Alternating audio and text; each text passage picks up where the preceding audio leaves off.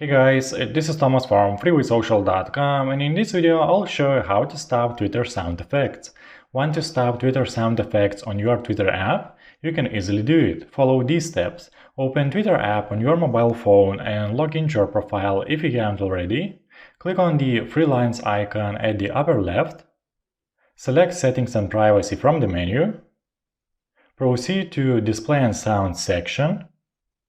Find the feature called Sound Effects and click on the box next to it to uncheck it.